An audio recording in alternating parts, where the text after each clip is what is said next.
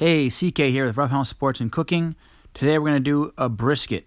Truth be told, the briskets always intimidate me because of the long 12 to 14 hour cooking time, the fat cap up versus the fat cap down debate, the stall, all that. So this was kind of a scary cook for me. However, not being able to do a brisket in barbecue is like not being able to do an omoplata if you're a black belt in Jiu-Jitsu. First step, pat the meat down, get the extra blood and moisture off the meat. Next, we're going to season it just using basic salt, pepper, and garlic powder. Although I did use Tabasco brand salt, which is a little more spicy. Next, you want to just kind of rub the seasoning into the meat. I personally like massaging the seasoning into the meat. That's just what I prefer.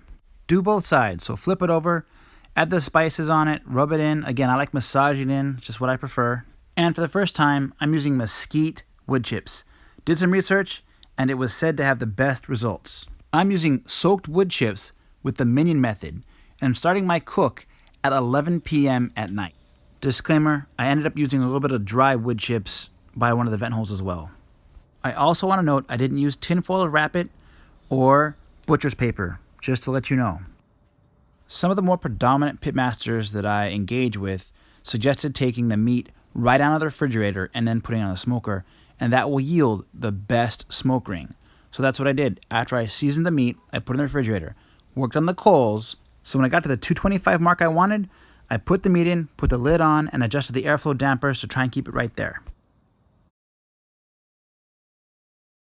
And so after leaving it out all night long to cook, I came out the next morning to check on it and see what I had. I opened it up and started spraying my apple juice and water mixture on it, and then put the lid back on to let it cook another hour and a half.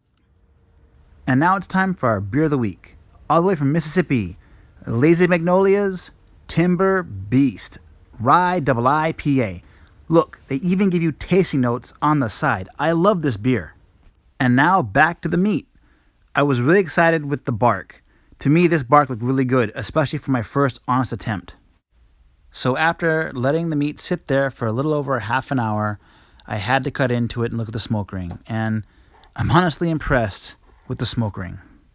And I will admit to you, after this particular brisket cooking trial, I did it 3 more times, and it got better every time. So I love the brisket. Still can't get over the bark and the smoke ring on this one, and the flavor. It was amazing. I also wanted to do my friend's recipe for pickling, red onions and garlic. So I did that with the onion and the vinegar, but I added some red pepper flakes.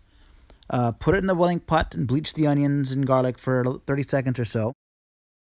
After that, I put everything in the heat-proof jar and then tightened it up, put it in the refrigerator, and let it sit for 3 days.